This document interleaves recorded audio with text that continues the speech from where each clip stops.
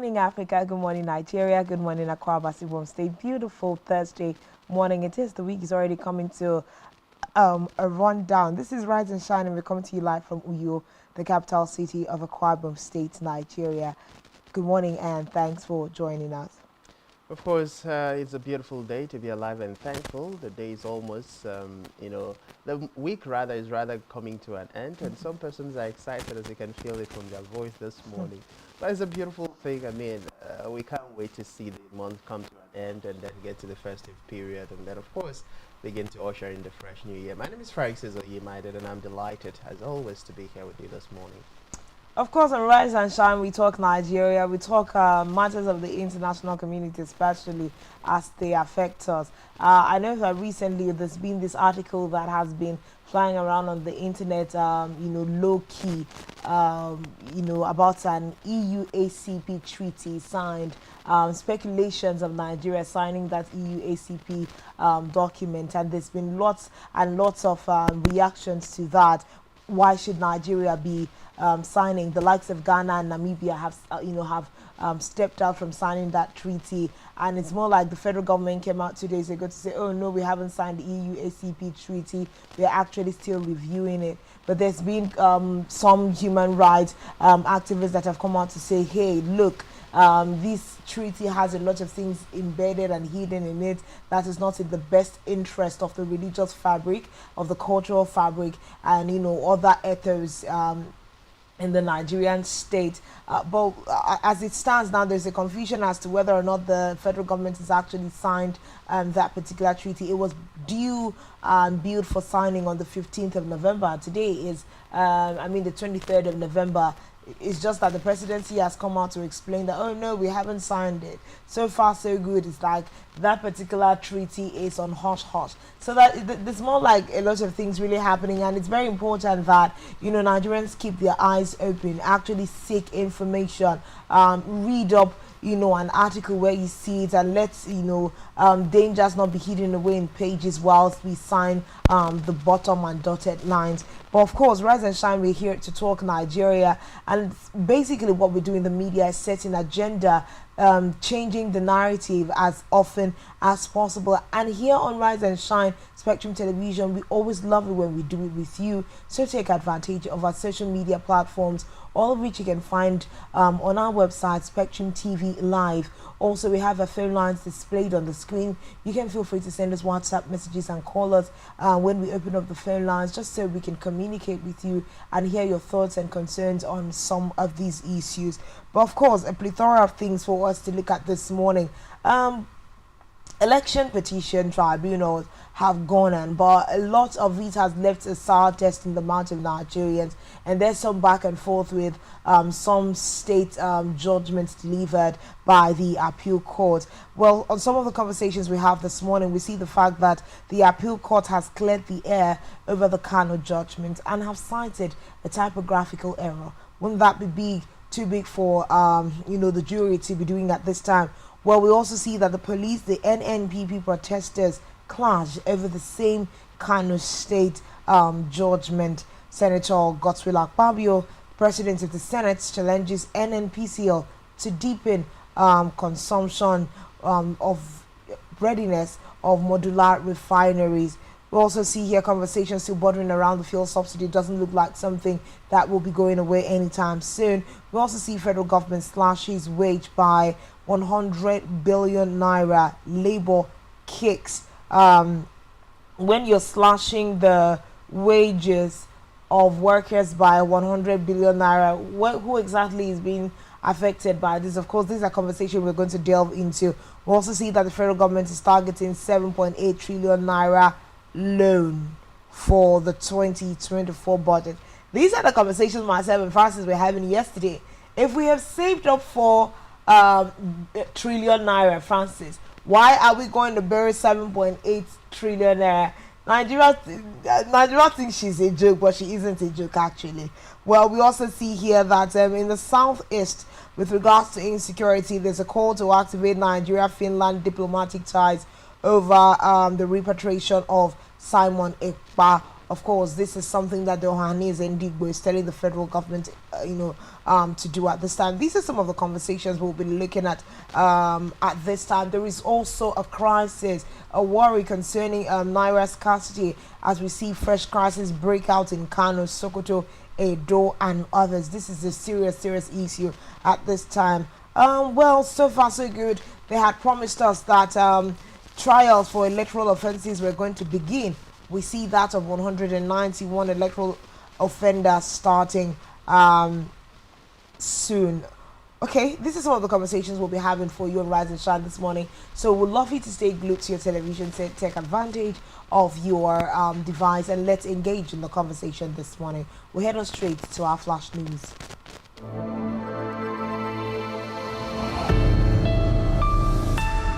Rise and shine.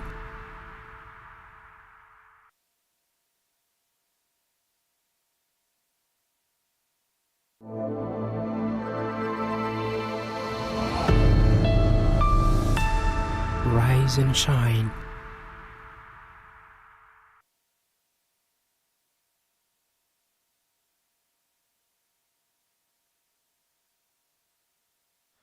Well, of course, we can start our very first flash story with the incident in Kano State. Of course, we see that the NNPP has filed appeal at Supreme Court challenging Governor Yusuf's sack. Now, there's a whole lot of interesting twists to this drama. The New Nigeria People's Party, NNPP, has filed its notice of appeal before the Supreme Court to challenge the November 17 judgment of the Court of Appeal, which upheld the decision of the Election Petition Tribunal sacking Governor Abba Yusuf and declared Dr. Nasiru Gawuna of the All Progressive Congress APC as a duly elected governor of Kano State. In the notice of appeal dated November 22nd, which was yesterday, filed by Senior Advocate of Nigeria, Boyega Awomolo, leading 7 other senior advocates and 10 other lawyers, the NNPP listed 10 grounds for challenging the appeal. Of course, the party challenged the entire judgment of the Court of Appeal, saved and accept the conclusions and orders at page 67 of the duly certified true copy CTC, including the order as cause favorable to the appellant. Now, it is laughable at this point that at a point in Nigeria when the judiciary has been reduced to a laughing stock, we are having a lot more incidences that is, further putting a negative light on the judiciary as far as Nigeria is concerned. Yeah, when it comes to giving verdict, when it comes to the certified true copy, I mean, this is an instrument, this is a document that takes days to prepare. And then you're telling Nigerians that it was a typographical error. How do you get to give a verdict and then while typing that verdict, you get to misplace what was given as a verdict and what had been written down to what hadn't been? Now, the general reaction and perceptions of Nigerians at this point, particularly the people of Kanu, which of course is the reason why protest is currently rocking the state, is that the verdict was given actually in favor of the NNPP, gubernatorial candidate, who was the governor. But somehow, some foul play has been perceived has led to, the reverse of the court verdict, being given. So how do we balance the judiciary typographical error and balance the fact that at this point in time, the people of Kano State still believe that the NNPP, gubernatorial candidate was the authentic, elected candidate of during the just concluded election? It raises a whole lot of doubts. It raises a whole lot of questions. One of such question is, did the judiciary give the verdict in error? That is one. The second question, did the judiciary also not pay attention to some of the things that happen or all the proceedings that happen within the courtroom? And if it did, can the judiciary in Kano State and indeed the generality of Nigerians accept the fact that this was just a typographical error as against to it being the authentic evidence coming from the judiciary? Well, this is, a matter that needs to be delicately looked at, because what we see here is the fact that the Chief Registrar of the Court of Appeal, Umar Bangari, is saying that, in spite of the typographical error, the judgment of the court is still valid. It still stands sacrosanct. So it's not like, yes, agreeing to the fact that there is a typographical error, that the judgment or the final verdict of the court is different. So I mean, I think it's a matter of just explaining language in the course of the interpretation of this particular judgment, because we see that on Sunday the appellate court sacked PDP's Caleb Move. Okay, sorry, this is Plateau State. We also see that there's just a lot of controversy that is surrounding this. There has been an uproar and series of interpretations into the judgment, which upheld the judgment of Kano State Governorship Election Petition Tribunal that invalidated the election of Kabir Yusuf of the New Nigeria People's Party (NNPP) as the winner of the March 18 governorship election. But the judgment therein is still saying we stand by what we said. Now, two things are to be looked at into this controversy that is happening in Kano State. If the tribunal has given a verdict, but yet you see the citizens coming out to protest, is it not something that calls us to really revisit, the temperate of this political, what would I call it, climates in Kano State right now? Because it cannot be the people's voice versus the judiciary. One thing we have noticed in this, all the offshoot of this cycle of election, is the people, the voice of the people, the mandate of the people has been one of the biggest questions on the table. If you give a verdict like this, and it looks like all of the states is asking questions, we want our mandates and all of those kinds of things. What is the role of the judiciary at this time? And Francis, we must acknowledge the fact that a question of a typographical error in an election petition judgment is actually a really big risk. I know that there are sightings of, some section 24 subsections that gives you the room to be able to correct any clerical errors that is made in the judgment upon the citing of it by any of the parties involved. Yes, there is room for clerical errors to be made, but we're saying that the sensitivity of the matter therein is one that should have taken a lot of checking and cross-checking before it gets out there. We know that something else that is on the rise is the fact that public opinion is really on the rise, even where political conversations are concerned. Yes, a lot of people have come on to tell Nigerians that you cannot get a verdict for political issues on the internet or just by public opinion. But to a very large extent, this public opinion is framing the mindsets of people concerning how election petitions are going, how INEC operations are going. There is a lot that is involved now. We are seeing that the Court of Appeal is having to come out and apologize and explain itself, that whatever issues of misconception and misinterpretation that is going on with that particular verdict of the court is a matter of clerical error. This is huge for the Nigerian judiciary at this time. Well, of course, it's a very big situation. It's a very deep crisis currently happening as far as Nigeria is concerned. And let's not forget that if we have to trace the history of people in Kano, the youths of Kano State, and particularly reactions, it is always very dicey. Already we are having the police clashing with protesters, and before you know it, we might be seeing a different spate of insecurity, a different spate of violence happening in Kano State. I mean, you asked a very pertinent question, and I re-echo that this morning. How is it that through the processes, the chain of actions that would take for the certified true copy to come out, nobody could spot that what is being put out that will be given out to the different parties and of course to the public through the media is not what happened in the law court, is not the verdict that was given at the court.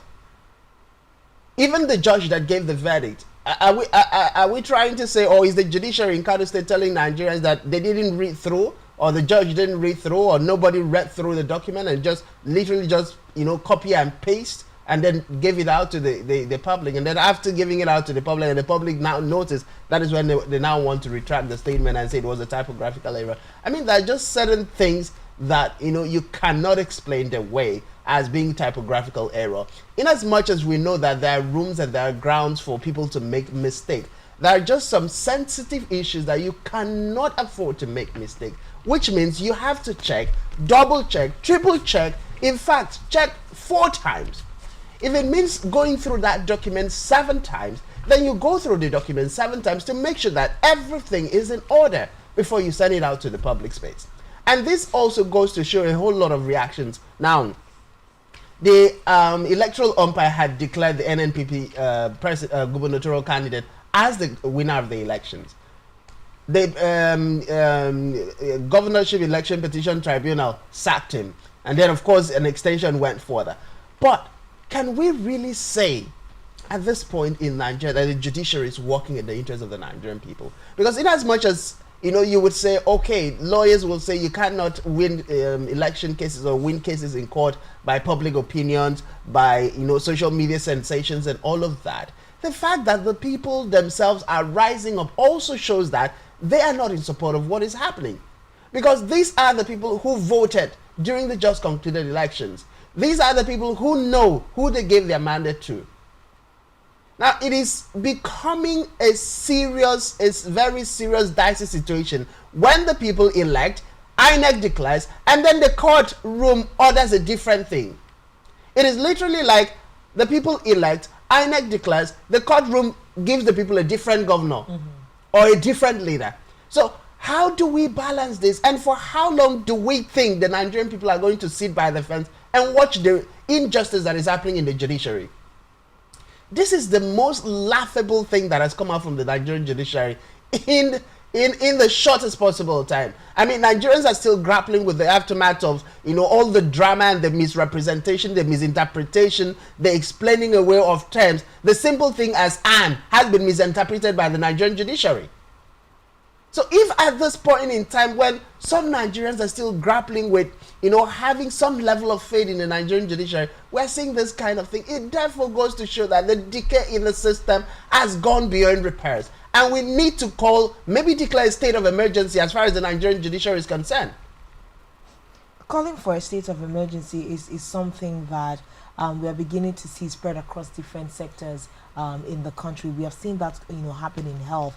And if we say at this time that it should be called in the judiciary, really Nigerians will not be out of step or out of place to be asking, because we're seeing there's quite some irregularities that we're beginning to see. Now it's a matter of lots of Nigerians having to question the judiciary, having to question the sanity of the judiciary. Remember that the personality of the law is blinded, so it's not meant to play to the sides of anybody. But it looks like that body language of the law in Nigeria is currently changing, and especially where politics is concerned and election verdicts. Now people have said that we are no longer having democracy. We are not playing this election by the polls, what the people voted. It's more like remember the way that Mahmoud Yakubu put it at the end of reading up the results from the February 25 elections. If you're not satisfied with the results that have been read, let's all meet in court. So at the end of the day, it's more like in Nigeria, the last the last table for electoral issues, electoral verdicts, electoral results is in the law courts. This is really, really troubling. But the biggest issue also here, apart from the explanation of the typographical error, is that this issue of verdicts and judgments against the NNPP Guba candidates, who was first of all declared winner of the election, Abba Yusuf, is the fact that this issue is gradually descending into an insecurity matter, because there is an uproar brewing up in Kano State. We already see the police and NNPP protesters clashing in the city, and this is already a major problem. Not only citing the fact that the judgment doesn't sit very properly. Most of these claims up north are areas where we are still looking and expecting that peace and sanity is going to return very soon, and giving room through an election related offense to become a ground for which insecurity related offenses can be perpetrated. Now that is very dangerous. Is the court also ready to be able to take care of whatever kinds of consequences may emerge out of this? Police and NNPP protesters clashing over the judgment. That's a rather serious one at this time. It will also be, preemptive to say that let the likes of Yusuf come out also and calm the nerves of the NNPP, followers. And then it's also important to note that the appeal court is not the last court of judgment in the country. If this is what the appeal court has said, they have upheld, the first verdict of the tribunal. Now they're still saying that, the Guba candidate of the NNPP isn't the winner. If you're unsatisfied and you know that the mandate was given to you by the people, let's head to the Supreme Court and see what the Supreme Court says. Is the Supreme Court also going to make an error on the certified true copy of the case? That's a big one. We know that we're going to have a lawyer with us joining us next week to see, let's give interpretation. Where exactly is the law court toying with the intelligence of Nigerians? It's literally like, when you bring a court case and you're like, this cannot be given an interpretation except it's a lawyer that is looking at it, because you're going to have all kinds of, law jamboree and English all put in there. So it's better that we see and have a better breakdown of what exactly the judiciary is trying to turn the democratic landscape of Nigeria into. Well, even the lawyers themselves, if you listen to a lot of them are baffled as to what is going on. Exactly. Yes. Because, they're not called learned colleague for child's play. This is a very meticulous, profession. So for you to make that high risk level kind of error, it will baffle even the blind. And that it can literally turn the country into. It can turn Kaduna into a dead zone in a second. So, or Kano State rather, into a dead zone, because you're looking at the leadership of the state, for crying out loud. And this is a matter that at this point in time, the generality of Nigerians are fed up with things coming from the judiciary. So it is a time for you to for members of the judiciary to be 100 times more conscious and more careful of what they churn out to the public. So if at this point in time, with all that is happening, this is coming, and I know that some persons from Kano State will say this is not just about a process between by NNPP protesters. This is the generality of Kano people coming out to protest for their mandate. So if this goes on, the only people Nigerians are going to pity are going to be the men and women of the Nigerian security forces, who are going to be the ones at the front line of this. Because they are the ones who are going to take the hit when the clash gets, or the clash or the riot gets violent or get more violent. The people who are going to face the burden are going to be the men and women of the Nigerian armed forces. But this could have been prevented. This could have been avoided if the Nigerian judiciary had done due diligence. And you cannot explain, there is literally no way yet that the judiciary in Kano State can explain away typographical error as being, in a sensitive matter such as this. But we do hope that in the event that, the NNPC or NNPP candidate has already, appealed the case, we do hope that heading to the higher court will, by the time the case is heard and the verdict is given, there should be some level of peace restored to the state. And like you also said, I think the NNPP gubernatorial candidate has spoken and has also called for calm. But don't forget, no matter how much the leader in question or the person at the helm of affairs calls for calm, there is just some extent to which he cannot control when it comes to the emotions of the people that entrusted him with that mandate. Like literally, people are being pushed to the wall, and when they are beginning to bounce back, it gets to a point that even the leader's voice will not be heard. And that is something that we need to guard against in this country, across the states of the Federation. And we do hope the judiciary in Kano State will be able to remedy this situation. And in the interest of the generality of the people, all of this will, just die a natural death. But moving away from that, we see that the Senate President, Godswill Akpabio, has challenged the Nigerian National Petroleum Company Limited, NNPCL, to seek ways of deepening the consumption of locally produced petroleum products. He also called for the establishment of modular refineries and renovation of existing ones to create a multiple effect, which will include creation of jobs for the teeming youths, more security for the country. Of course, he made the remark when the Group Chief Executive Officer of NNPCL, Melekari, visited him in Abuja. Akpabio also explained efforts being made by the Red Chamber to end oil theft and pipeline vandalism, which, according to him, caused the nation revenue losses. Of course, the president of the Senate said partners, the chamber rather, will partner with the NNPCL in creating legislations that would smoothen the ease of doing business for stakeholders in the oil and gas sector. This is, of course, while commending the NNPC for ensuring an end to the fuel subsidy regime and call for capacity building for legislatures to ensure proper legislative input in the sector.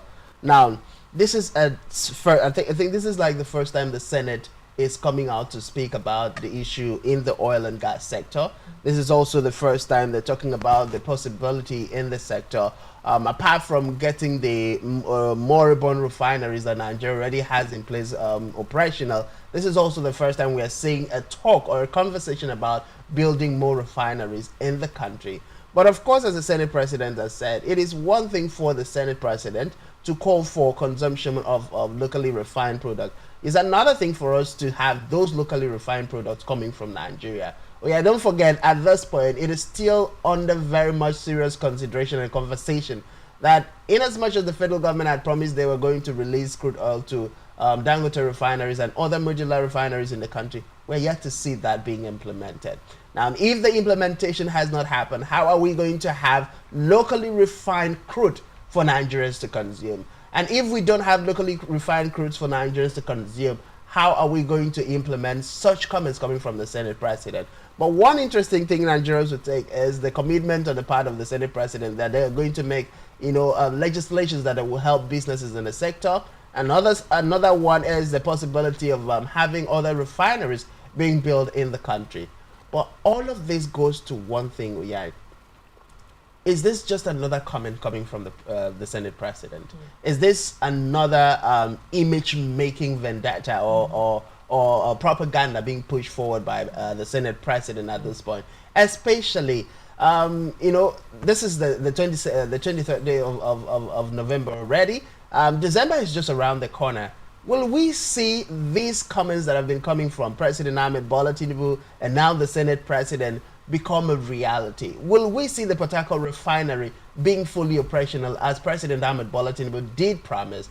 Now, don't forget, one of the issues we are dealing with this morning is the fact that the federal government is already going back in the MOU they signed with the organized labor. So if they're already beginning to take some steps backward in some areas, are we sure as Nigerians that we're going to see that commitment being put to action? Well, there's a lot of questions to ask when we see that the Senate President is asking that the NNPCL tries their best to make sure that Nigerians are able to consume more of locally produced petroleum products. So it goes beyond petrol. Petroleum produced products. They're asking that they should make sure NNPCL should try and retweak modalities, put one or two together to make sure that Nigerians are consuming this. I think it's also worthy of note to see that the Senate and the Senator, led by the Senator of National Assembly, have said that they're moving and putting out efforts to end all theft and pipeline vandalization, which according to him was costing the nation revenue losses. Now there is a lot to expect out of these, but like you have asked this morning, Francis, is this just a matter of one more conversation without any backbone or intention of executing it thereon? But this is a serious issue. Now, of course, Senator Godswill Akpabio, President of the Senate, is asking that Nigerians, saying that Nigerians want to hear good news and are watching out for this good news from the NNPCL. Now we're talking capacity building for legislatures to ensure proper legislative input in the sector. As in, the conversation has gone beyond intellectual brain massage. Let us begin to see how we can get the work done. By December, are we going to have any of the moribund refineries working? Do we have what it takes to actually supply this moribund refinery? Remember now, we are also back to that conversation of the fact that Dangote refinery is going to be churning out something before the end of this year. You know, they're working assiduously. If they contribute the quota that they are meant to contribute to the Dangote refineries, will they still have more? Do they have the capacity to be able to produce what will be refined in the moribund refinery? It's a lot of question here, but like you said, so far so good. NNPCL conversations are not really what we've heard out of the Senate, and let's hope that this is the first of many that will lead us to having a long-lasting solution. Well, we do hope it will lead to us having a long-lasting solution, but if it doesn't, one can only imagine what Nigerians are going to do, because if you just go on the street, you feel the pulse of Nigerian at this point. It's literally like everyone is on like a ticking time bomb waiting to explode. And the fact that the average man can no longer cook. I mean, yeah, I don't know when last you heard about somebody purchasing kerosene. I remember growing up in the village, kerosene outside firewood was like the easiest source of of fuel that you can purchase and use. But these days, the price of kerosene is higher than that of gas. And then you ask the question: if the price of gas is cheaper than kerosene that is more widely used in the interior of villages, communities, how is the average Nigerian surviving?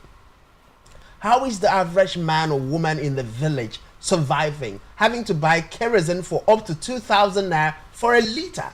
That's what I was going to even say. It's not a matter of it's just being more expensive than the gas. It is more expensive than all the other byproducts of crude. Literally at a liter. Like you said, it was something that when you hear, like, we just feel like, oh, kerosene is something for those in the hinterlands to be able to use, and this, if you need it, it should not be so cost what would I say, cost intensive.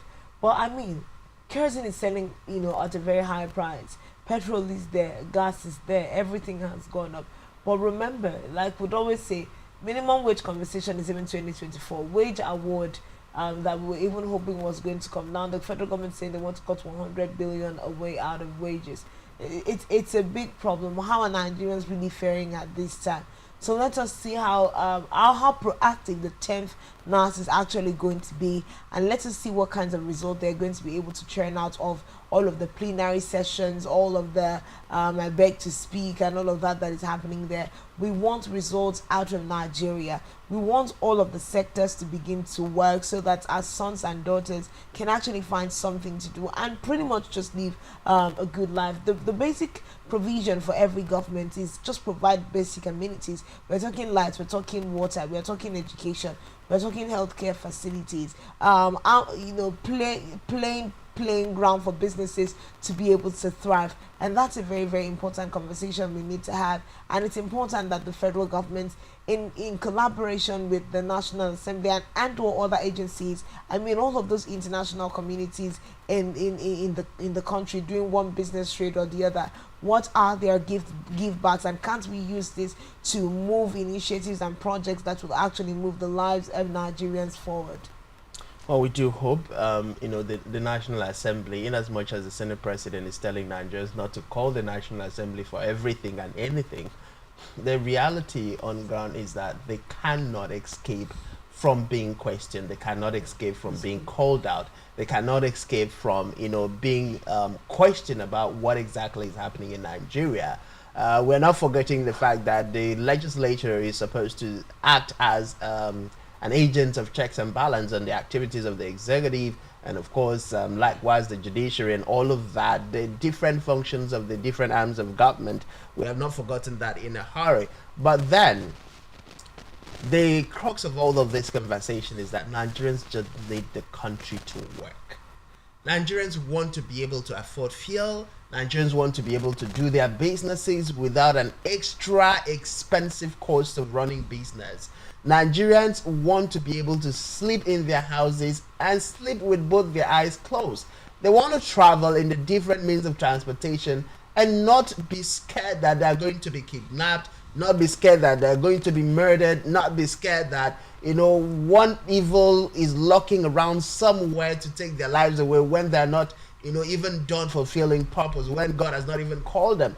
Many people will say, okay, the Christian that will say, oh, anything that happens is God's will. Yes, it's God's will, but some things also happen because of the, negligence. The negligence on the part of individuals, and particularly on the part of our leaders.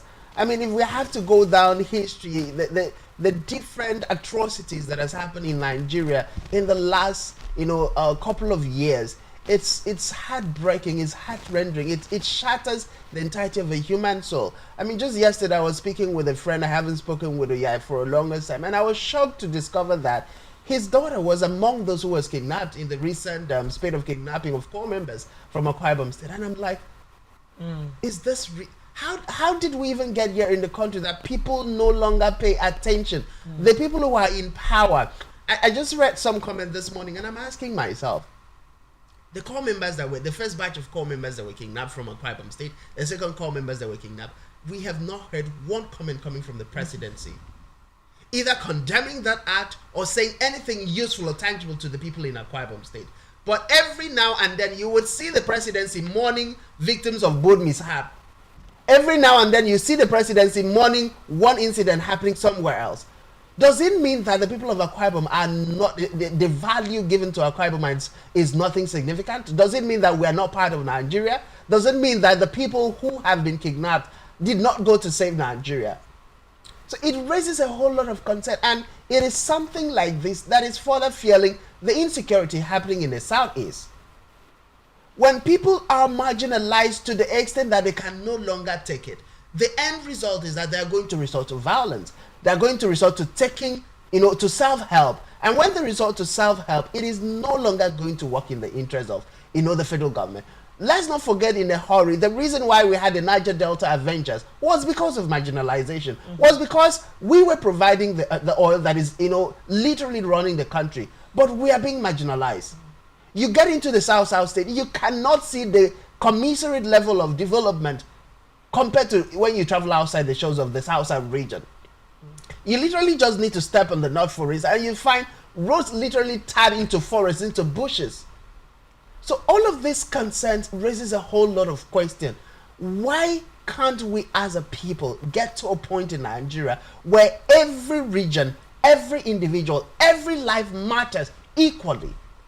And so when something happens to one person, the generality of the country knows that this is a Nigerian and this person is as valuable as every other Nigerian. Well, life is valuable. Nigerians are all valuable. But that's where we're going to put a pause to our flash story and take a quick right now to our major stories. Let's see what's happening in the country still.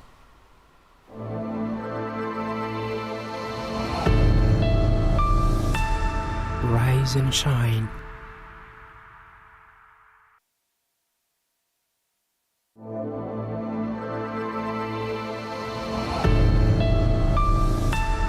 Rise and shine.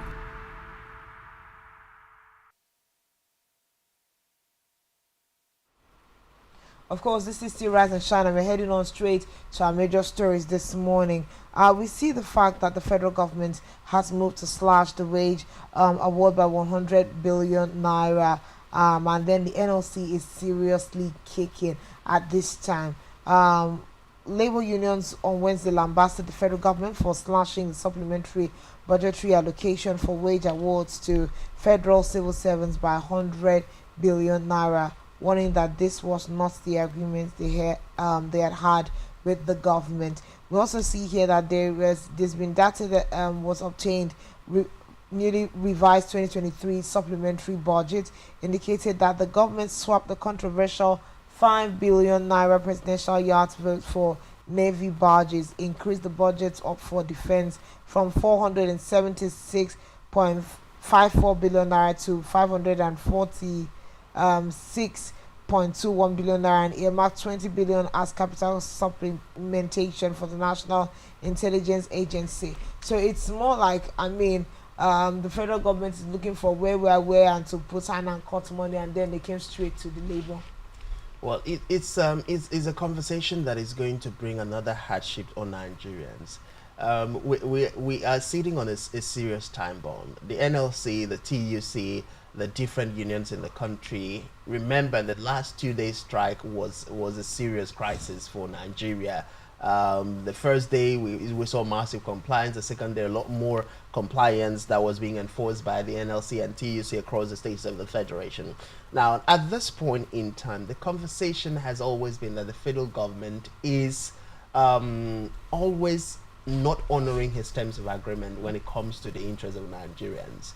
You had an agreement. 15 items MOU was signed. The federal government expressed its commitment to ensure that that was done, to suspend the strike action. The NLC TUC suspended the strike, and of course, but not for the incident that happened in Imo State and the delays on the part of the federal government, we would not have had 2 days warning. The 2 days strike that was heated or suspended after the federal government response.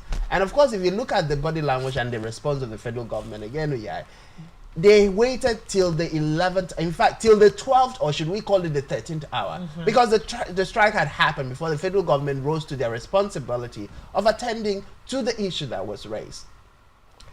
Can we have a federal government? Can we have a president? Can we have a National Assembly? Can we have a House of Rep that is people-oriented? Can we have leaders, politicians that look past their personal aggrandizement to the interests of the Nigerian people? Because if we have that, then we'll see people who are entrusted with the mandate to lead the people of this country rise up to their responsibility of being proactive. Of all the issues, of all the concerns, of all the other budgetary allocations in the supplementary budget that was signed by President Ahmed Bola Tinubu, it had to be the wage award. And that again goes to show that the federal government, led by President Ahmed Bola Tinubu, does not care about the welfare of Nigerians. And they do not care whether or not the country comes to a total standstill. Now, if, as a result of this, in reaction to this, the NLC TUC begin another nationwide strike and say, okay, we are not ever going to come back until all the issues are addressed, guess what the federal government is going to say? A dangling of an unfortunate court verdict is going to be placed. Apart from the unfortunate court verdict or court acting in contempt of court that will be dangled on the labor union, we will have the different spokespersons of the government coming out to blame the NLC as being insensitive. But they are not saying that the federal government, President Ahmed Bola Tinubu, at this point in time, looking to the wage award, cutting it down, is the most act of insensitivity on the part of the government. Because if you are sensitive, you would know that at this point, when Nigerians are even saying, okay, you are talking about wage award, it's for the workers. We are not talking about the unemployed Nigerians. You're not talking about the organized private sector, which of course are contributing their quota, but nothing is coming from the government to cushion the effect of the fuel subsidy removal. So if you are taking away the only thing, or the seemingly only thing that the federal government is supposed to have done, and then you're slashing it. Meanwhile, you could not slash budget, and you could not resist the temptation to purchase SUV vehicles. You could not resist the temptation to budget a lot more money for different frivolous activities that is coming from your quarters. How do we explain consistently robbing the masses just to ensure a few persons are living in luxury? How long do we think Nigerians are going to keep sitting by the fence? How long do we think, does the federal government led by President Ahmed Bola Tinubu believe that Nigerians are going to wait before they explode? Or is this an attempt to wait for Nigerians to explode and then find an excuse for what happened during the NSAS protest to happen again in the country? And then we begin to point accusing fingers as to who was responsible and who is not responsible, when we know for a fact, if the federal government led by President Ahmed Bola Tinubu does the right thing, then the Nigerian people will be able to follow. There's a lot of concern that we are looking at this time, especially because, I mean, just at the brink of the end of the year, a supplementary budget was allocated, and with someone is being distributed at this time. But then, when you the 100 billion naira supplementary fund that was meant to be sent to the NLC is being tempered with the federal government. Remember that part of the conversation that they had when they forestalled that last strike action they wanted to embark on, it was because of this information and signing an MOU with the office of the state governor, and we're hoping to see that by the end of November the narrative will be different, because remember it was done somewhere early on in October. So it was more like, oh, let's wait and see what happens in November. And the time is gone. Going forward, what are they really going to do in terms of upholding to the expectations of all of these agencies? Now we are talking labor. The fact that 100 billion naira is being slashed away from, wages. We are looking for how to pushing more into investing and making life bearable for people. And you're rather taking money from them when every other thing remains the same. Remember, Francis, that we just talked about the fact that there's rising cost of every single thing in this country at this time. So when you now slash their wages, one would have first of all been excited when you see a headline like this, because you imagine, oh, are you trying to tell us that the lawmakers and Mr. President have slashed their salaries by 100 billion naira? Now that would have been something to absolutely celebrate, because more like, oh, our politicians know where they are headed and they are doing this from the heart. It's not just for the fact that they are there and they will subvert the will of the people and keep wasting funds. This is not a good move made by the federal government, but who is going to put it to them to be able to renege on this particular action? Like you rightly said, no one can preempt what the reaction of the labor is going to be on this particular issue. Well, no one can preempt, and I think Nigerians were already angry with the fact that Labour called off the strike in just about 2 days of its existence, meaning that the generality of the Nigerian people were ready for a nationwide standstill, regardless of what that would mean for the nation's economy. So if President Ahmed Bola Tinubu is really committed, there is literally no way every sector in the country is going to shut down that anything is going to happen in Nigeria, or anything productive or anything tangible is going to happen when it comes to transforming the nation's economy. So we need to, at this point in time, know where our heads needs to be as leaders. The National Assembly, led by the Senate President, very own Godswill Akpabio, the House of Reps, Tajuddin Abbas, President Ahmed Bola Tinubu, the leadership of this country needs to rise up to their responsibility and let Nigerians know that they were elected and they have acknowledged the responsibility that they swore an oath to, and that is to serve the Nigerian people and not their pocket, not their interest, not that of their family and friends, not that of the elite, but that of the generality of Nigeria. Until we get to that point, the next time bomb that will erupt in Nigeria, there is literally nobody who would foresee what is going to happen. Well, and that is not me being a prophet of doom. That is just looking at the fact that is on ground. Because when you push people so much, and it literally looks like the more they are trying to, shoulder off or shelve off those burdens that you're placing on them, the more burden you put. The more they're trying to be understandable, the more they're trying to be considerate, the more they're trying to be patriotic, the more burden you push on them. You keep on asking, you keep on asking, you keep on taking, you keep taking without giving. At some point, the people are going to ask questions. They're already asking questions. Why is the federal government consistently taking from the people? Why are the few elite consistently taking from the people? Why can't we have the elite also giving back to the people, giving to the people who elected them? Why can't we have the federal government? Why can't we have the presidency cutting his salary, for instance? Why can't we have the National Assembly members cutting their salaries? Why must it always be the average Nigerian that would have to sacrifice for the country? These are questions that Nigerians are already asking. And these questions had been asked from a point of dialogue, a point of negotiation. Now it's getting to a point of anger and the point of taking actions or reacting in anger. And if we get to that point where the generality of Nigerians react in anger, trust me, Uya, at this point in time, the federal government needs to understand that the power they have was given to them by the people. And when the people decide to rise again, it is going to be a colossal loss to the great country. And we need to, as a people, avoid everything that will lead to that kind of incident happening in Nigeria. And if the National Assembly is not doing that, then probably their interest is not for Nigeria.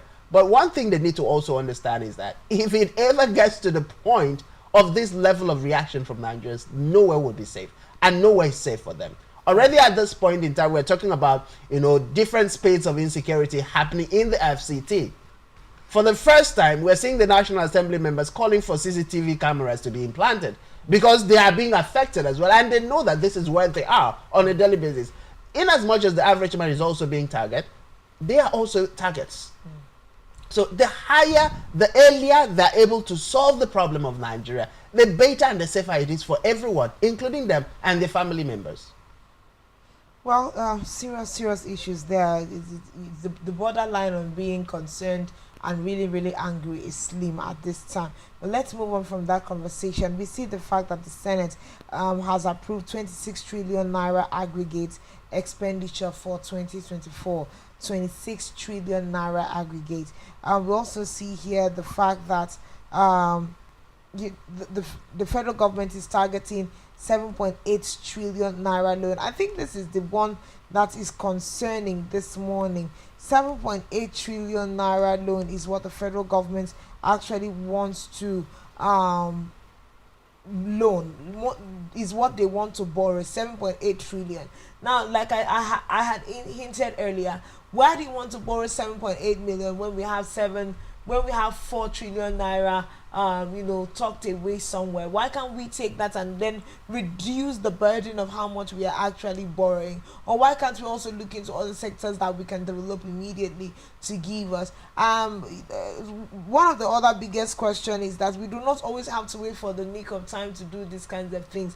We know that before we get to a particular time in the year as a government, we are going to be expected to work around our budget and how we are generating it. It's not something that should make the federal government and state governments to be proactive with investments way before the time of those renewal of licenses and all of those things come into play. It's a serious problem. We are pushing further our borderline of borrowing. But like I'd always like to say, when we excuse ourselves that other nations of the world are borrowing, and we have not yet really toppled our borderline with borrowing, hence you will keep seeing Nigeria going cap in hand. Another thing that we must be informed with regards to all of this borrowing is read and understand the caveat. When we keep depending this much on international communities, when we keep borrowing from other governments of the world, I think at some point there was a point where banks said we're not even going to be able to do this again, so the federal government needs to look for another stream of borrowing. 7.8 trillion naira is what we're about to borrow to cushion the 26 trillion naira budget proposal for next year. Well, I think at this point Nigerians are tired of hearing borrowing plans. Nigerians are exhausted from asking questions about what it is we are borrowing for. But again, we cannot stop asking those questions. We cannot stop seeking the answers. We cannot let the government of the day continue to move and do business as usual. But also, above all else, it's a time for the government of the day to sit back and look into these reasons. Why are we consistently borrowing? Why do we tell Nigerians XYZ amount has been served, is being served on a monthly basis, and yet we're still going to borrow? Can't we get to a point in the country where we're able to provide for all of our needs and even have enough reserve to even also loan out to other countries? That is, of course, after feeding off all the loans that we have gotten.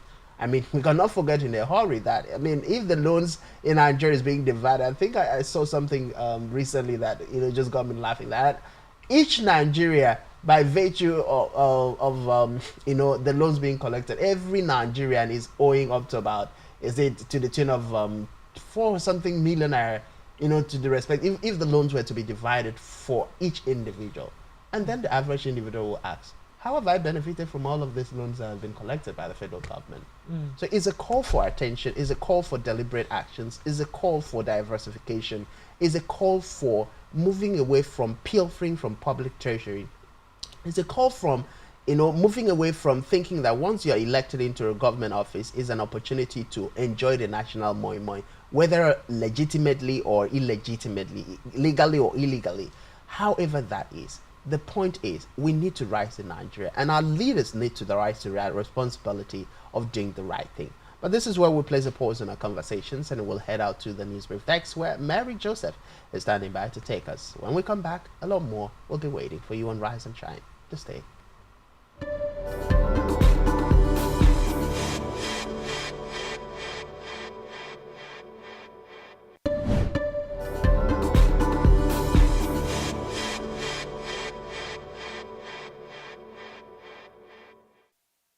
Christmas season is here again. Are you aware that making your business or products visible on the television space gives your brand a wider visibility and patronage? In the spirit of the season, Spectrum Television is offering a whopping 25% discount on all services. Advertise your products and services while this offer lasts from 1st December 2023 to January 31st, 2024. We are a television with a passion to take your business and services on a satisfactory lane. You do not want to miss this opportunity. For more inquiries, visit our city office at number 2 Taft Plaza Close off Akaitinen Road, Uyo, Akwa Ibom State, or call the following numbers on your screen.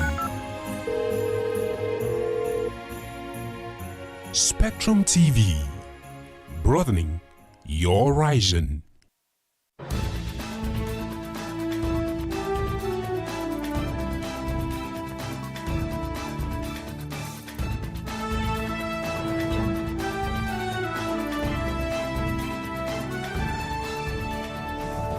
Spectrum TV, broadening your horizon.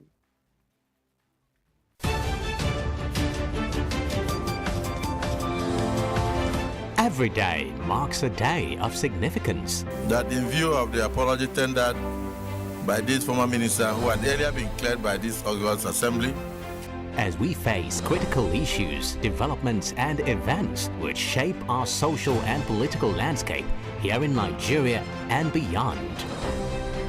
Political Spectrum is a program specially designed to help make sense of all the moving parts of developments and occurrences in our nation's polity and political economy. There is nothing wrong with Nigeria, but there's everything wrong. The educational history of public figures holds significance beyond mere biographical details. From executive, legislative and judicial developments at national and subnational levels to international diplomacy and relations. Join us for exclusive interviews with key political figures, expert opinions, analysts, thought-provoking conversations for and against, shedding light on the major issues that matter. We will always keep you updated on the most factual, smartest and unbiased reportage. Stay tuned to Political Spectrum. Political Spectrum. All sides matter at the round table. Political Spectrum. Exclusive to Spectrum Television.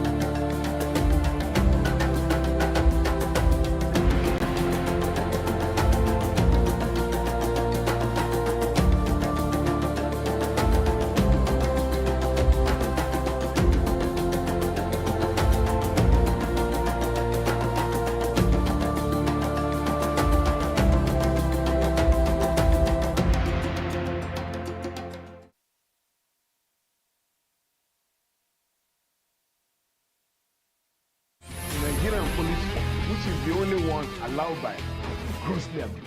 Our governors have to share police powers with the president as stipulated by the Constitution. We do not have a federal government police force. We have the Nigerian Police Force, which shall be administered, organized, and supervised by the Nigerian Police Force. No, my lord, I want to say something. I want to say something here. Perhaps it might also enlarge the scope of people who should be invited here for examination. My lord, if we cannot find those who literally murdered Abiola, who are those people who could be said to be the beneficiaries of the death of Abiola? Rogers has linked you with some of the killings he did? He never did. he linked you with the attempted murder of Hebrew. He did not. My Lord, the Matters Council is leading the evidence in our matters. Is this an adversary proceeding? It's not, my Lord, but you can't be talking about cases which are in court, Is my Lord. this an adversary proceeding? It's not, my Lord. These cases are in court, my Lord. I'm just reminding your Lordship. My Lord, sorry, my Lord, I think I'll be in cross-examination. Legally Speaking, a program that deals with legal issues and questions we face as citizens of this amazing country, Nigeria. Legally Speaking. Join us every Friday from 5 p.m. to 6 p.m. for Legally Speaking. For premium broadcasts and entertainment, sports on the go, and news around the world. Watch Spectrum TV on StarTimes DTH channel 421 and free-to-air frequency 12733. Visit our website SpectrumTVLive.ng. Spectrum TV, broadening your horizon.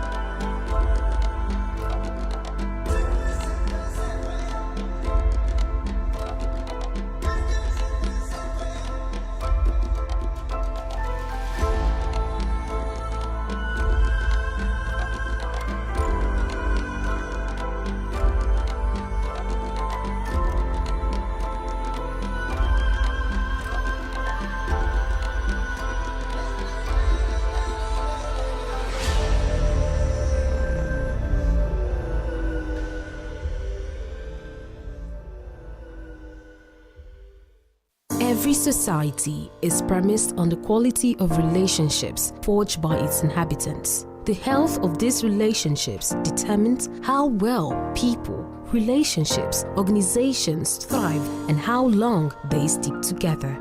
Join Uyai Anyekan on Connect every Wednesday from 6 p.m. to 6:30 p.m. and on Sunday 2:30 to 3 p.m. on channel 421 on Star Times to catch all the conversations, interviews, real stories on how to navigate relationships and family life in the 21st century. Real people, real faces, real stories. Connect live on Spectrum Television. One truth not often told is about the transformation that Africa has undergone in recent decades. Africa is shaping its own destiny and should be referred to as the African opportunity. On Spotlight Africa, we paint the African picture the African way, laced with truth, detail, and the color of the African continent. Join Uyai Anyekan every Tuesday and Thursdays at 4:30 p.m. Spotlight Africa, telling the African story.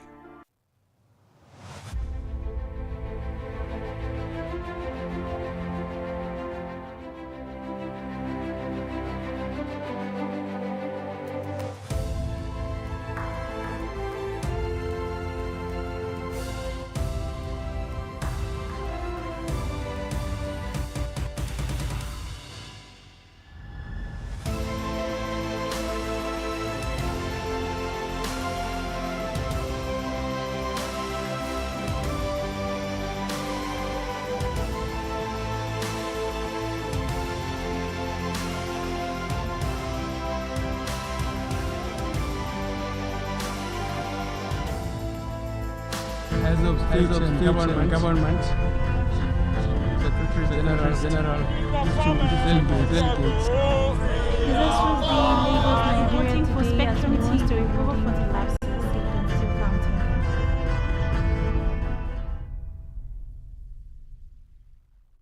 A very much welcome to you and welcome down to your morning news brief on Spectrum, live from Uyo. I am Mary Joseph.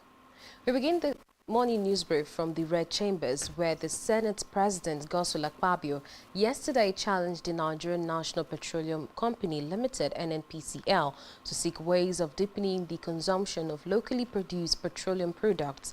He also called for the establishment of modular refineries and renovation of existing ones to create a multi-pillar effect, which will include creation of jobs for our teeming youth and more security for the country.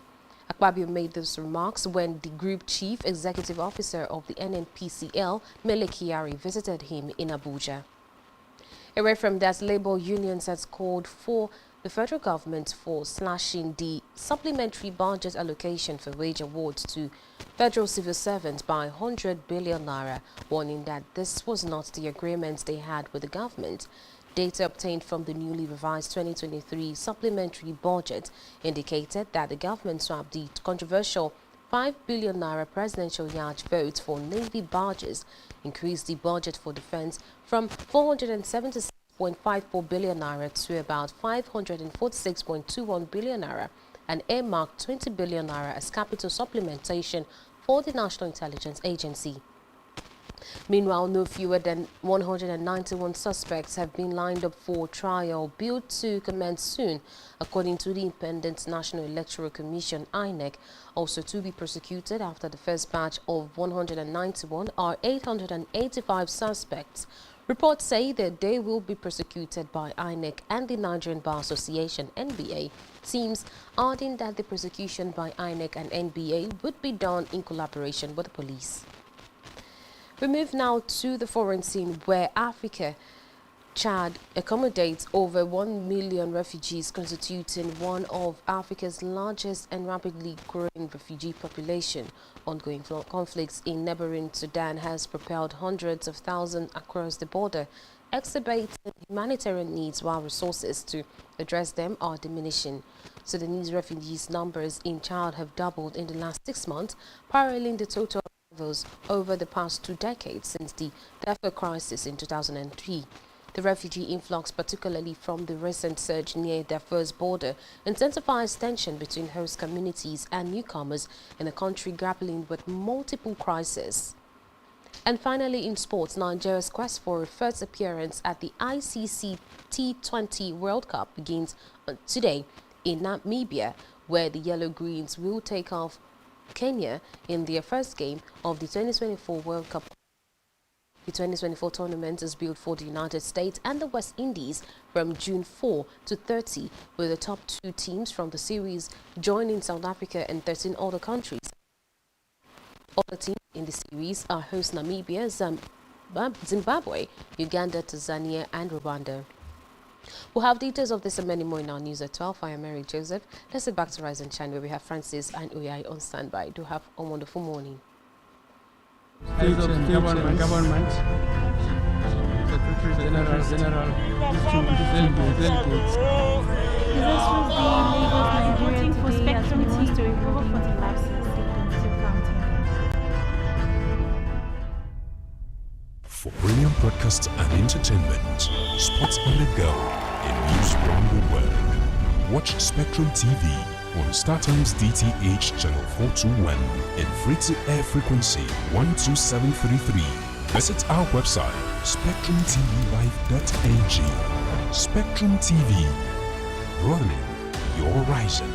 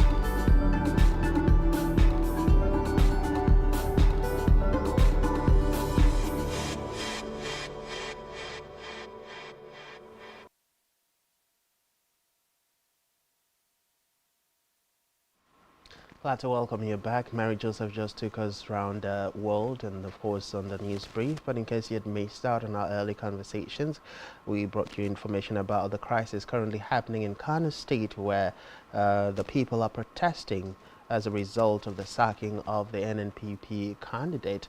Of course, we see that protesters and the police force have clashed over what has further worsened the situation. The certified true copy coming out from the court that is in contradiction of the verdict that the court had given, which is further generating a whole lot of reactions. Of course, we also see that the Senate President Godswill Akpabio has challenged the NNPCL to deepen consumption. This is, of course, while also calling for the creation of and building of other refineries in the country. We talked about the fact that the federal government has slashed by 100 billion naira the labor wage award that was given in this just signed into law supplementary budget. Of course, the organized labor has kicked against the move by the federal government. A lot of other issues that we talked about this morning, all of which you can find on a social media platform, SpectrumTV Live.ng. But right about now, we'll be heading out to Delhi Spotlight, where we'll take you around the front pages of our national dailies.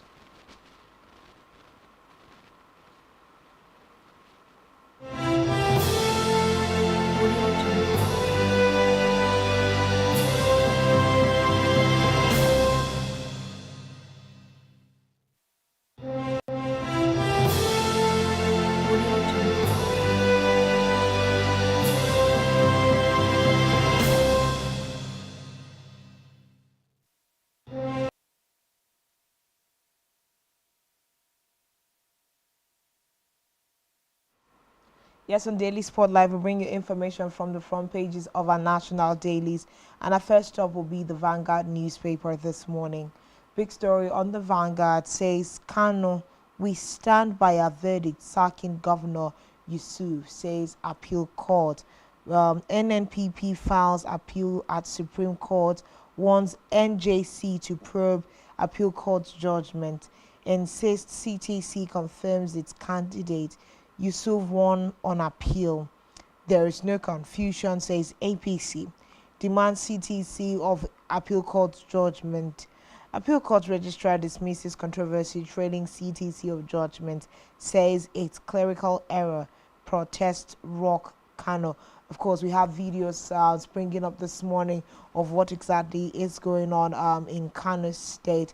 We also see here under political crisis, intervene now, Fasoranti, Fale, others tell Tinubu, page 10 is where you can find that story.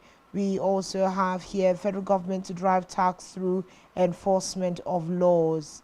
Why I deserve to be listed in Guinness World Records, says Tinubu, page 9 is where we see that. Francis, did you know that your president was going to start gunning for the GWR? That's a big one. Let's see what is the details of what the president wants to be recorded for is on page 9. We'll bring it up to you shortly also.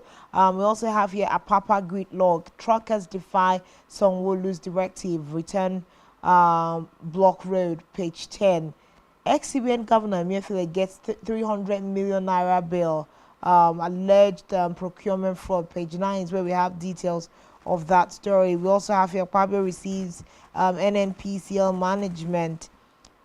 Israel-Hamas conflict has gone from war to terrorism, says Pope Francis. This Israel-Hamas issue is really skyrocketing into something else. Well, that's all that we have for you on the front page of the Vanguard. Well, that takes us to the next paper this morning, and of course for that we're heading to the front page of Daily Trust. The front page of Daily Trust this morning, we see the major stories there. Appeal court insists on Governor Yusuf Sag admits error in certified judgment. Protest rock Kanu is a rider. Of course, NNPC approaches Supreme Court, rejects request for CTC retrieval. Judgment read in court, more important, APC. Contradictory verdict, embarrassing, scandalous, Yadudu, Falana. Of course, that story is on page 4. 25 killed in Niger road crash. That story is on page 3. Of course, still on the front page of Daily Trust, we see missing radio tower. NSCDC take responsibility, begins investigation. Stories on page 6. Osun governor knocks for failing to hold cabinet meetings. Page 21 has the story. How Army Police clash led to inspector's death in Adamawa State. Another very public display of shame to the Nigerian institutions there. You can read that up on page 5 of the Daily Trust. And those are the major stories you find on the front page of Daily Trust this morning. Moving on from the Daily Trust, our very next stop this morning is going to be the Nation newspaper. Looking at the Nation newspaper this morning, the big story there says appeal court lays to rest Kano judgment CTC controversy. Clerical error can't invalidate verdict. Party 6 probe. Police disperse protesters in Kano. NNPP takes case to Supreme Court. Fasoranti Fale, others intervene in a Keredolu Ayedetiwa feud. We also have here 2024 26 trillion naira budget. Federal government target 7.8 trillion naira loan. Haruna Musa takes office as Jais Bank MD CEO, page 7. NNPCL alerts fears of petrol shortage ahead of Unitide. Page 7 is where we can have details of that. First Lady inaugurates market money scheme. Emefiele gets 300 million naira bill. We also see here that trial of 191 electoral offenders and offences begin. Ebonyi, Edo, Anambra have highest number of suspects. We also have here the last story. Inspector killed in policemen soldiers clash. We also have your federal government state council share 900 and let me get the value 906 billion naira. Okay, that's all that we have on the front page of the Nation. Well, of course, next up this morning would be the front page of the Punch newspaper. And on the front page of Punch, some of the major stories you'll find this morning. Kano poll controversy, police, NNPP protesters clash, more cloud over judgment. Stories on page 2. Court, APC blame clerical error, NNPP, Labour Party insists judgment doctored. Yusuf heads for Supreme Court, says appeals court lacks jurisdiction to determine party membership. Of course, the stories on page 2, still on the front page of Punch. Niger junta sues Tinubu ECOWAS court rules December 7. Stories on page 3. Fresh naira scarcity hits Kanu, Sokoto, Edo orders. Story is on page 25. Federal government slashes wage award by 100 billion naira. Labour kicks. Stories on page 30. Of course, still on the front page of the Punch newspaper this morning, you see police tear gases protesters, shield Ocean CJ from mob. Stories on page 28. Senate passes MTF to probe tax waivers under Buhari. Page 21. Those are the major stories you find on the front page of the Punch newspaper this morning. Moving on from the Punch newspaper, our very next stop this morning is going to be the Daily Times. Let's take a look at the front page of the Daily Times and the big story, of course, everything this morning, worrisome stories coming out of Kano State. Kano boils as thousands protest.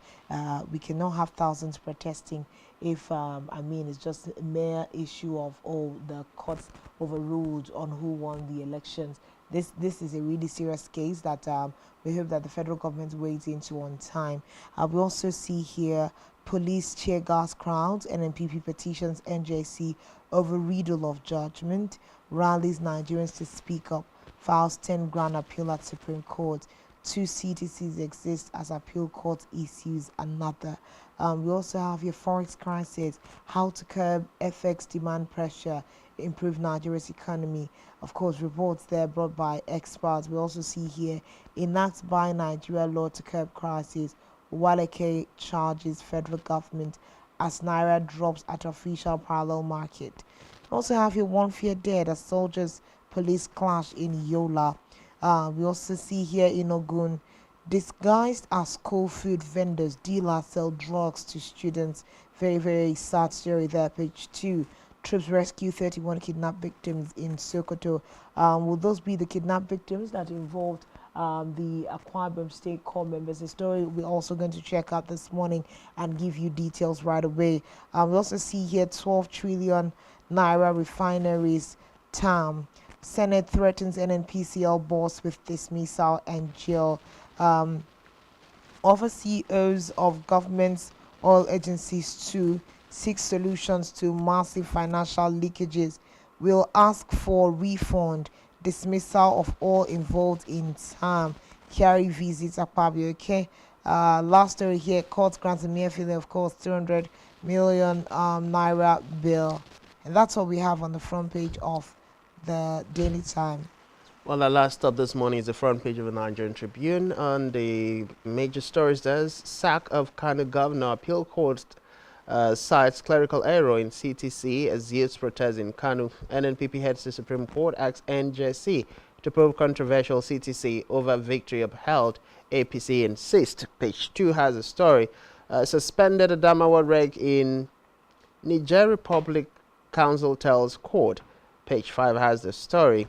Senate 6 probe into $500 million CCTV contract in FCT. Stories on page 5. Poor nutrition can damage child's brain. Nutrition is the stories on page 5. ECOWAS Parliament seeks review of sanctions on Niger Republic. Stories on page 29. FAAC, FG states LG shared 906.9 billion naira for October. Page 6 has a story. Federal government plans 75 billion naira loan to 1.5 million poor Nigerians as First Lady launches market money. Stories on page 19. Of course, we see police officer killed as army and police clash in Adamawa. CP Films, page 15. Alleged 1.21 billion naira procurement fraud. Court grants Emefiele 300 million bail. Industrial court restrains Osun judges from taking up acting CJ position. Osun judicial workers declare indefinite strike. Page 8 and 11. Those are the major stories you find on the front page of Nigerian Tribune, and that takes us to the end of Daily Spotlight. Of course, a lot of worrying stories this morning, especially the incident coming out from Kano and the fracas that led to the death of the member of the Nigerian police force. Another incident that showing the lack of professionalism and the lack of, collaboration on the part of the agencies of government. But that's the much we can take on, of course, Daily Spotlight this morning. Just looking at a few issues raised on the front burner this morning. Let's see, 31 kidnapped victims from Sokoto have been released. Just get up the details from this particular story, because just you and I were talking about the fact that some core members that were heading to camp some time ago had been kidnapped, and we've literally not heard so much about it.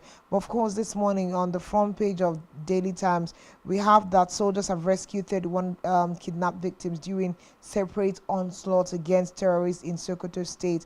Of course, the operation had in Daji is a military operation in northwest Nigeria to fight terrorists who have been attacking communities in the region. Of course, they were rescued during a sustained clearance. Now, what we want to just know the details of which group of kidnapped persons have been released.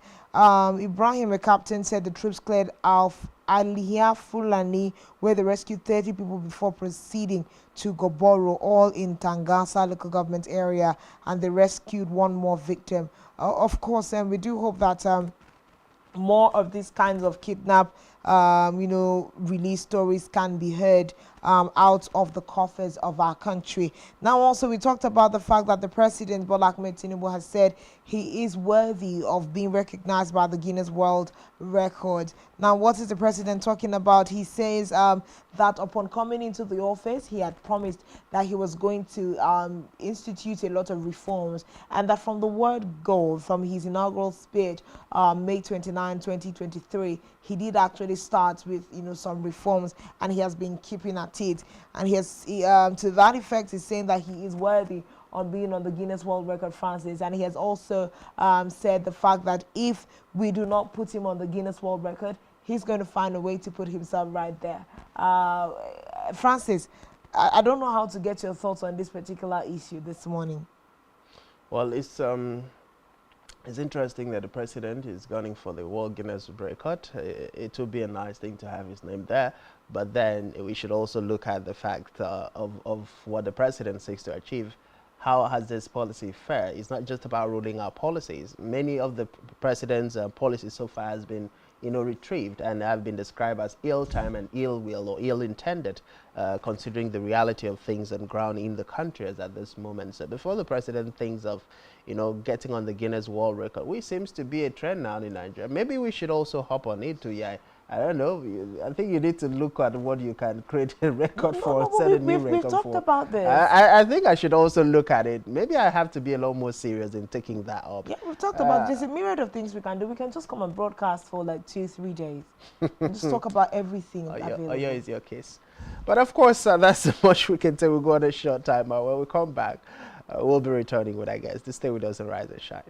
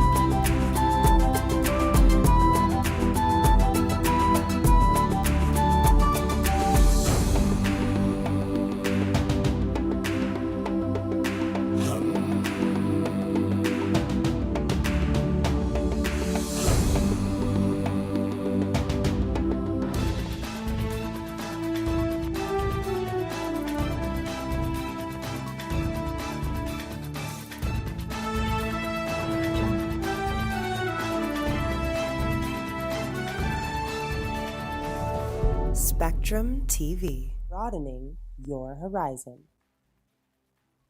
Christmas season is here again. Are you aware that making your business or products visible on a television space gives your brand a wider visibility and patronage? In the spirit of the season, Spectrum Television is offering a whopping 25% discount on all services. Advertise your products and services while this offer lasts from 1st December 2023 to January 31st, 2024. We are a television with a passion to take your business and services on a satisfactory lane. You do not want to miss this opportunity.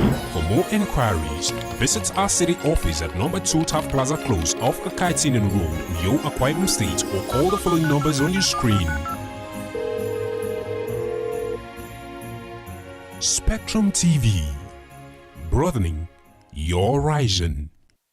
For premium broadcasts and entertainment, sports on the go, and news from the world, watch Spectrum TV on StarTimes DTH channel 421 and free-to-air frequency 12733. Visit our website spectrumtvlive.ng. Spectrum TV, broadening your horizon.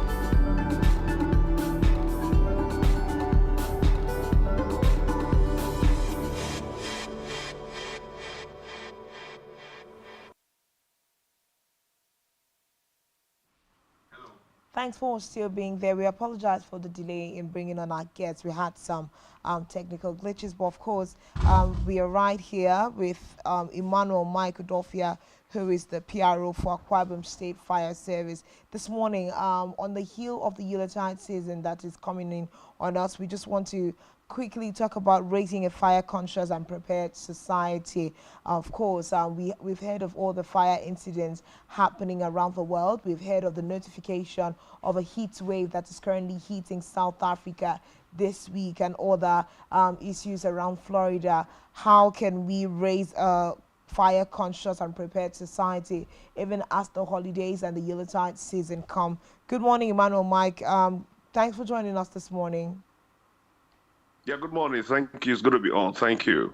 Thank you very much. So let's quickly get into the conversation. We have barely 5 minutes to be able to talk to you, but I know it's a good time for you to just raise a consciousness with regards to fire and fire incidents in the minds of Nigerians. How should we prepare for the Yuletide season? I know we will have this conversation again in-depthly once we get into the heat of the holiday season, but what's to be expected at this time? Thank you for the privilege and the opportunity. So asking how are we preparing ourselves as we are heading towards the Yuletide, I think one of the ways to preparing is what people are doing, giving us a platform to reaching out to Akwa Ibomites and those who can hear us from any other state, from any platforms. So safety, as I keep saying, is every man's business. Every one of us will have roles to play to mitigating any unforeseen eventuality. So as we get to the Yuletide, climate change is almost approaching, and then you see that the rate of fire outbreak is always on the increase at this period. But the truth is, it can be curtailed. How? Through knowledge, dissemination of information as such. So we tell people, and at this moment, I'm telling every person listening to me now that you have to be safety conscious. There are some do's and the don'ts about fire. So you must keep to those procedures. So if you do the little I'm sure everything that ought to have come as a result of incident or eventualities will be curtailed. So that's what I would say at the moment. Okay, so for instance, I know that towards the holiday season last year, we had an incident where one of the major supermarkets in Akwa Ibom State got fire. In this kind of situation, what should we do? And I know that there are inventions of things like fireballs that you can literally throw into a fire and, people can be saved. What kinds of modern day technology with regards to fire extinguishing should people have around them at this time? Thank you for that question. You're talking about modern day fire extinguishing media. So the question should be, before we even talk about the modern day, are people already conversant with the norms that which had been before? You started the question by asking about the incident that happened in one of the major supermarkets here in Uyo some years ago. Do you know what? As a prevention officer, there are some major supermarkets in town that I will go to. You evaluate the properties there, and then you are telling the owner, hey, come listen. And many of them are government officials. Sir, you don't have this, sir, you don't have that, ma, you don't have this, you don't have that. And they will excuse you. Now, in their mind, somebody's coming to either tell me to pay money for nothing or waste my money for nothing. Not knowing that you also have a role to play on safety. And tomorrow, unfortunately, something happened and they will call fire service. And when they call fire person, they will want you to perform miracle. But they have within their disposal things to do to curtail this incident, assuming it happens. So you talk about modern day. See, the truth is, I advise everybody, either in your home, your private or public facility, have fire extinguisher. At least the DCP is universal fire extinguishing media. And this thing helps with fire at incipient stages, right? So if it gets to a full-grown fire, then you can raise an alarm and call fire service. So it is important that everybody has at least DCP fire extinguishers in their home. So that's, to me, one of the major ways we can adopt in order to mitigate some of these unforeseen eventualities. Okay, so some of the issue that we have right now is the fact that the Harmattan season is coming. That's the literally really dry season where, it's easy for things to catch fire from, farmlands and all of those kinds of things. What are the precautions that people should have? Go from homes, go to offices, all the way to market stores, because at this time of the year, we usually would see like increases in, fire got at this place in, a market somewhere in Lagos, somewhere, any other parts of the country. So, of course, we have viewerships all over the country right now viewing and listening to you. Let's know, dry season is here. What is the most important thing that you would like Nigerians to know as a precaution? All right, thank you very much. Let's start from the farm. At least I heard you mention farm. Now, if anybody wants to cultivate your farm at this period, right? What I used to do then, remember some years gone, I will always go to the farm with my mother. And then if you want to burn trash, right, gather them at the center of the farm. Burn them and then watch to make sure that all the flame, all the naked flame are totally extinguished before you leave the farm.